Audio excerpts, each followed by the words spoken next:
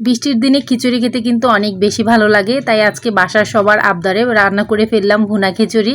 দেখতেই পাচ্ছেন বিশাল বড় এক হাঁড়িতে রান্না করেছি, আর খিচুড়িটা একদম ঝরঝরে হয়েছিল। তো ভাবলাম রেসিপিটা আপনাদের সাথে শেয়ার করি। এখানে 1 কেজি পরিমাণের পোলাও চাল নিয়েছি, আর সাথে দিয়ে দিব মুগ ডাল।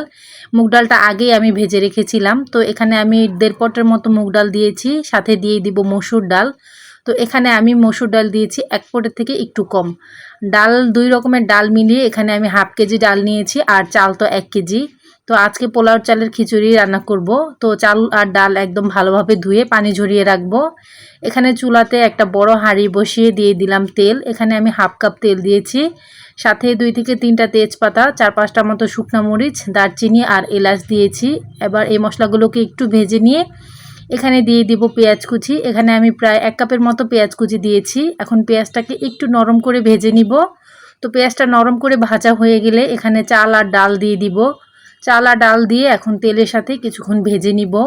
ভুনা খিচুড়ি রান্নার সময় চাল আর ডালকে যত বেশি ভালোভাবে ভাজা হবে, খিচুড়িটাও তত বেশি ঝরঝরে হবে। তো এখানে দিয়ে দিব আদা বাটা। এখানে আমি 2 টেবিল চামচ আদা বাটা দিয়েছি, সাথে দিয়েছি 2 চা চামচ রসুন বাটা। তো এখন আবারও একটু ভেজে নিয়ে এখানে দিয়ে দিব আমি ডাল। তো এটা হচ্ছে বুটের ডাল। এই বুটের ডালটা আমি 2 ঘন্টা ভিজিয়ে রেখে প্রেসার কুকারে একটা শীষ দিয়ে নিয়েছিলাম। তো ডালটা দিয়েও একটু ভেজে নিয়ে এখানে দিয়ে দিব লবণ। তো লবণটা আমি দিচ্ছি 1.5 টেবিল চামচ। সাথে দিয়ে দিব মরিচের গুঁড়া 1 টেবিল চামচ, আর হলুদের গুঁড়া 1 টেবিল চামচ। সেই সাথে আরও দিয়ে দিব ধনিয়ার গুঁড়া 1 টেবিল চামচ, আর আস্ত জিরা দিয়ে দিব 1 টেবিল চামচ। এবার এই মশলাগুলো দিয়েও চালটাকে ভেজে নিব। তো ভেজে নিয়ে এখানে আমি দিয়ে দিব মটরশুঁটি। তো মটরশুঁটি আমার বাসায় ছিল, এজন্য দিয়েছি। আপনাদের যদি থাকে তাহলে দিবেন। খিচুড়ি খেতে কিন্তু অনেক বেশি ভালো লাগে মটরশুঁটি দিলে। আর সাথে 10 থেকে 15টা কাঁচামরিচ দিয়েছি। এবার আবারও কিছুক্ষণ ভেজে নিয়ে এখানে দিয়ে দিব পানি। চাল আর ডাল মিলিয়ে আমার প্রায় 1.25 কেজির মতো হয়েছিল, এজন্য এখানে আমি 3 লিটার পানি দিয়েছি। তো এবার ভালোভাবে মিশিয়ে নিয়ে একটা ঢাকনা দিয়ে 15 মিনিটের জন্য ঢেকে রাখবো। 15 মিনিট পরে ঢাকনাটা খুলে নিব। তো দেখা যাচ্ছে যে পানিটা অনেকটাই শুকিয়ে আসছে, আর চালও প্রায় হয়ে আসছে।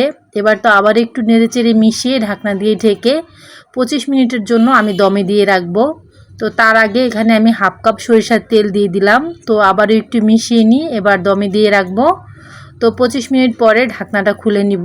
আমার খিচুড়িটা কিন্তু একদম রান্না হয়ে গেছে।